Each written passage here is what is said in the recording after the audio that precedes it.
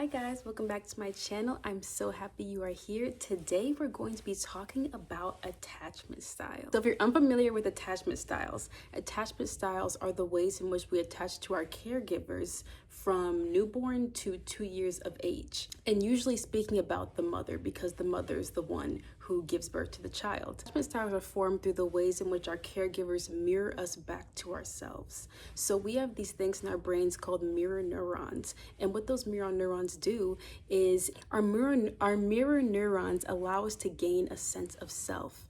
So when a baby smiles at a mother, the mother is to smile back. When a baby waves at the mother is to wave back.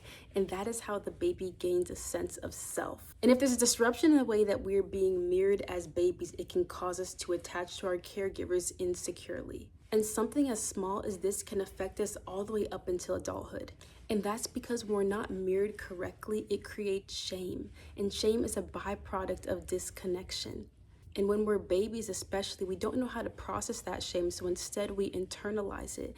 And as we get older, especially up until around the age of 8, we're able to really develop stories about ourselves that are painful because we didn't have any ways of coping with the feedback that was being given to us at that time. So there are 4 different attachment styles. The first attachment style is to be securely attached. And these babies grew up when they were healthily mirrored, and they grew up having a healthy sense of self. As they get older, they have firm boundaries, and they usually have healthy relationships, and they see love as give and take. They see it as easy. They see relationships as easy, and they're able to properly express their needs, and they're also able to meet their own needs as well. The second attachment style is the anxious, preoccupied attachment style.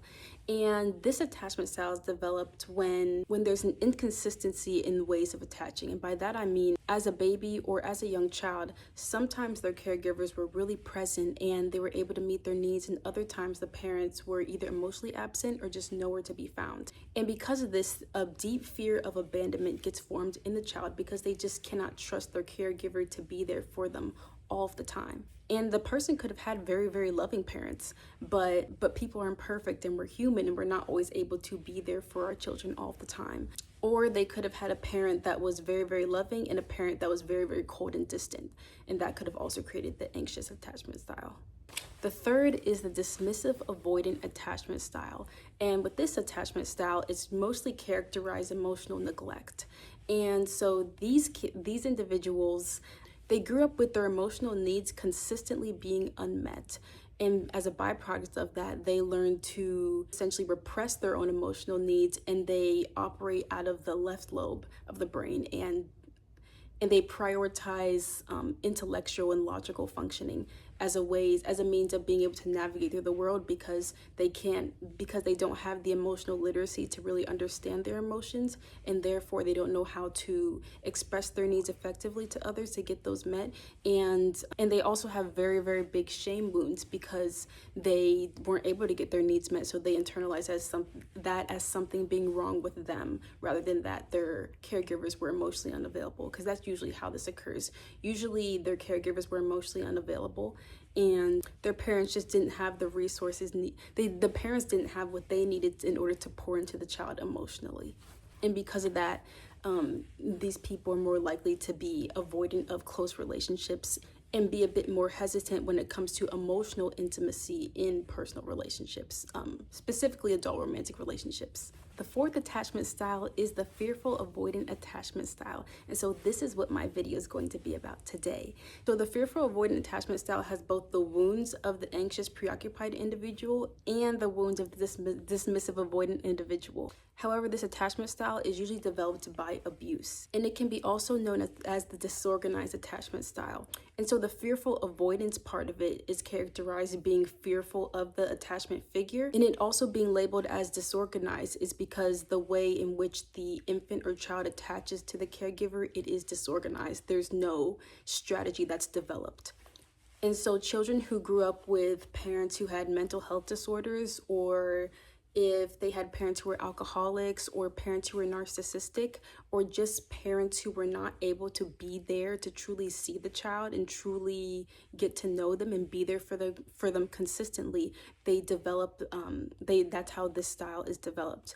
Because part of what makes the fearful avoidant a fearful avoidant is because of that hindrance in attachment, it develops a deep trust wound and a deep wound of betrayal. Because if they cannot trust their own caregivers to attach to them safely and to love them and to see them, they fear that they cannot deeply trust and attach to anyone else. And so as they get older, they're mostly labeled as the hot and cold partner. Some days being very into their partner and being very warm and loving, and other days being very cold and detached and maybe sometimes even mean or harsh. And the reason why this is because the fearful avoidant is constantly activating and deactivating. So with the anxious preoccupied, they are constantly in activation. And to be in activation means that they're constantly in an adult romantic relationship context. They're constantly moving towards their partner to get their needs met. And that could mean blowing up their phone. That could mean showing up unannounced and just stuff like that.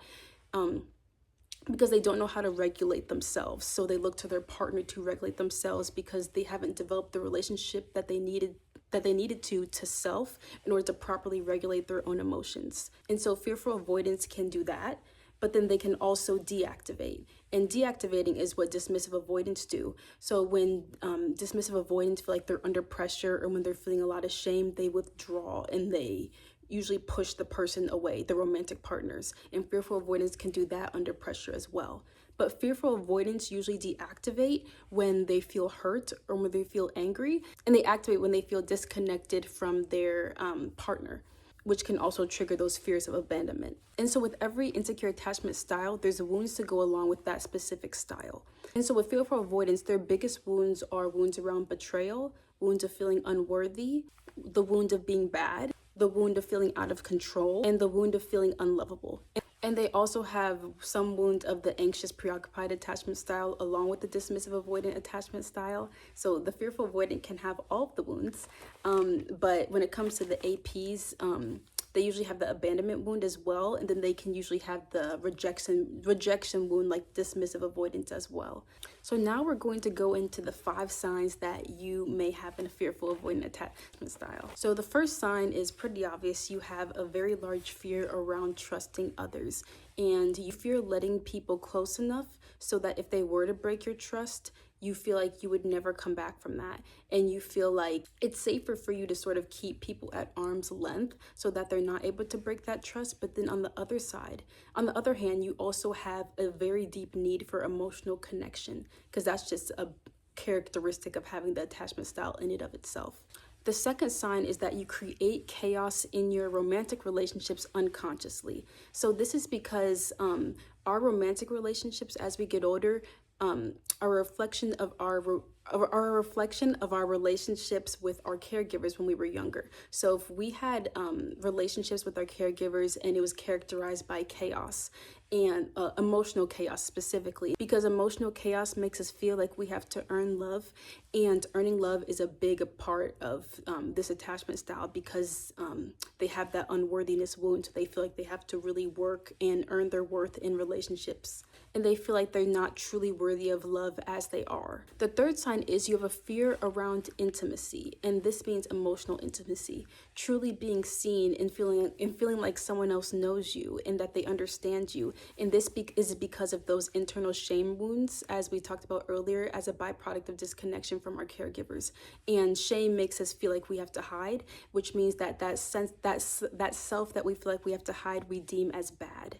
And because of this, you can find that you could truly, really like someone, and you could be moving towards them in the beginning and wanting a relationship with them.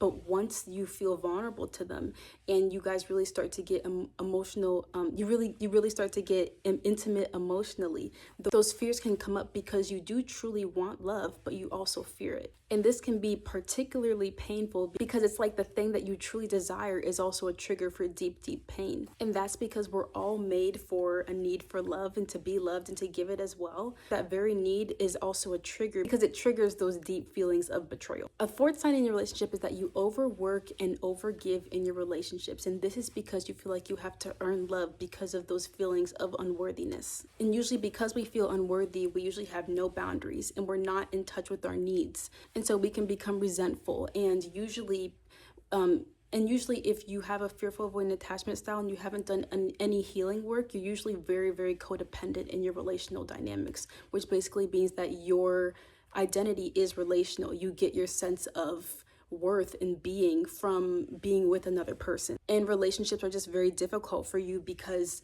you sacrifice yourself to be in them because you don't truly have a sense of self to begin with. And codependency is an adaptive relationship strategy. It's not a psychological dysfunction. So the reason why reprogramming the fearful avoidant attachment style can be so difficult, because it is the most difficult attachment style to reprogram, is because we literally have to go in and reprogram our ways of relating with other people. And the fifth sign you have a fearful avoidant attachment style is that your nervous system is constantly dysregulated. So this means that you are always in fight or flight mode. And so when you're in fight mode, if you are in a relationship, you're usually always picking arguments with your partner in order to create a sense of chaos, because that emotional chaos is your subconscious comfort zone.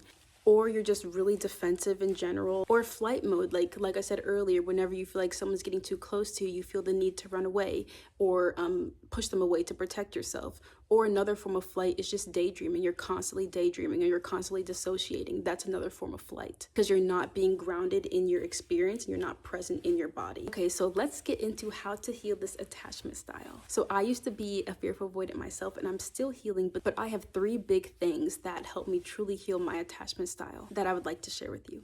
So the first thing was to heal my relationship to myself. But first, before that, was to heal my relationship with God. And the reason why I say I had to heal my relationship with God before I healed my relationship with myself is because He accepted me even in that state of brokenness. And when I was looking for love in every other place but Him, He was always right there to love me and accept me. And He was there to mirror my worth back to me even when I couldn't see it in myself. And that started to heal those parental wounds that I had, because really truly accepting His love for me helped me heal the wounds left by my caregivers. And to really heal our wounds is to show them unconditional love. And I wasn't able to do that for myself right away. It was in receiving His love to heal my wounds that He then enabled me to sit with my own wounds so I could learn to heal them myself. And the reason why healing the relationship to yourself is so important is because our external relationships is only a mirror of the relationship within. And by that I mean, let's say you say that you always attract narcissistic people, or you attract selfish people, or you attract people who are just mean and unkind, that's because it's there to mirror a wound back to yourself. Because with insecure attachment styles, we can oftentimes develop blind spots, and we don't know why we're attracting certain people to us, and it's because of those wounds. So for example, if you keep attracting narcissistic people who walk all over your boundaries, who do not hear you, who do not truly see you or value you, it's because you're still doing that in the relationship to yourself. Or if you always attract emotionally unavailable partners, usually we see this with anxious, preoccupied, and dismissive avoidance because they mirror each other's wounds. But we can also see this with fearful avoidance and anxious, preoccupied, and fearful avoidance with dismissive avoidance as well, because all 3 insecure attachment styles are emotionally unavailable to some degree because they're not able to be present with their own emotions, and that's why they seek outside of themselves to get those needs met. With dismissive avoidance, they usually do that with creature comforts like TV shows, video games, or just anything outside of them. But with anxious, preoccupied, and fearful avoidance, they're more likely to seek out people to get those needs met because they don't know how to do it themselves. And so once we learn how to heal the relationship to ourselves and truly take our needs into consideration and truly be able to speak our boundaries and truly learn to value ourselves and who it is that God created us to be, that is when we will start to attract people in our lives who will do the same, because our external world is simply a mirror of what is inside of us internally. And so if you find yourself being drawn to toxic or narcissistic people, that's because the wound inside of you is drawn to that thing so you can heal it. Because let's say if you had a narcissistic parent, naturally you're going to be attracted to narcissistic partners, because your subconscious mind projects onto your new partner as being able to earn their love. Because if you can earn their love, maybe you can earn your mom or dad's love. So healing the relationship to ourselves, I would say, is the biggest thing we can do to heal the fearful avoidant attachment style. The second thing I have to heal our fearful avoidant attachment style is to learn to trust ourselves.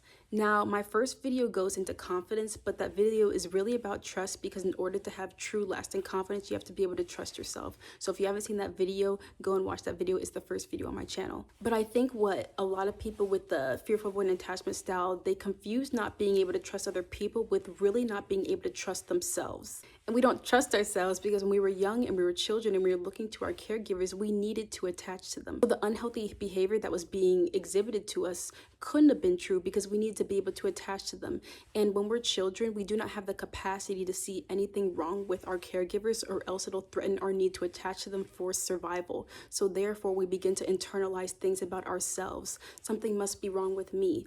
I must not be worthy. I must not be enough. My needs must not be worth meeting, and etc. And so because we learn to gaslight ourselves from such a young age, when we get into relationships as we get older, we're more likely to get into relationships with more toxic individuals, because once we see those red flags, our red flag detector doesn't go off. We actually find comfort in those red flags because we learn to gaslight ourselves so early on. And as I said before, as the fearful avoidant attachment style is really known as the hot and cold partners, the swinging back and forth, that's really around trust. Not knowing if they can trust their partner, not knowing if they can trust their partner to truly be there for them, not knowing if they can trust that this person is who it is that they say they are. But in reality, we need to turn that trust back onto ourselves and think, can I trust myself to step away when this person is treating me unfavorably?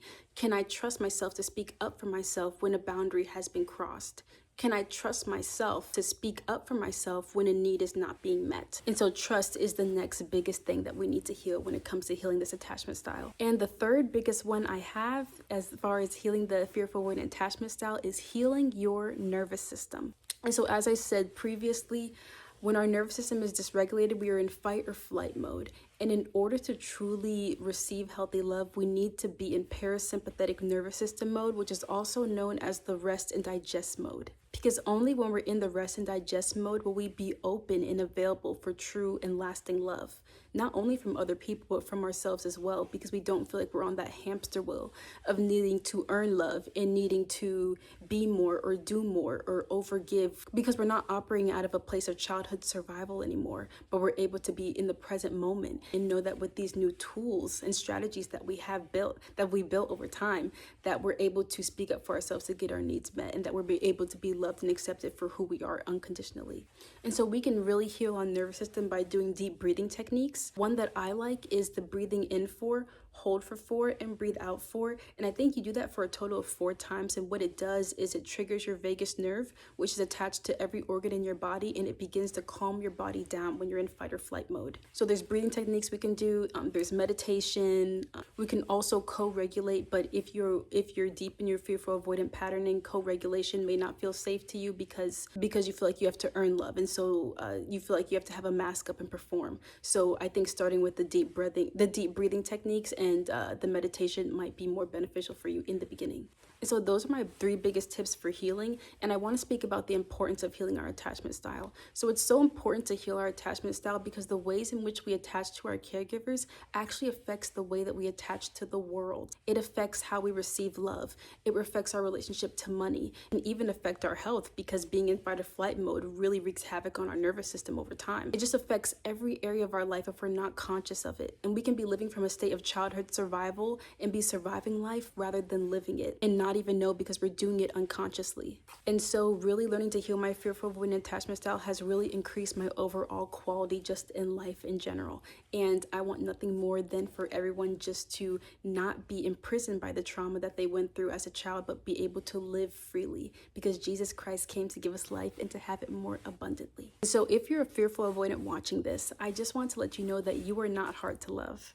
And that love only feels hard because you feel like you're not truly worthy of it. And you fear it because you can't yet trust it. But I want you to know that it wasn't love that hurt you. It was the absence of love. And God is love. Real love is safe, and it feels like a nice warm blanket and drinking a hot cup of tea, snuggled on the couch and watching your favorite TV show at night. And I know that learning about our attachment styles can allow us to develop some resentment and bitterness towards our caregivers. But I want you to know that they were truly doing the best that they could. And if they could not pour it into you, it's because it was not first poured into them first. Unforgiveness only diminishes our quality of life and not the other person.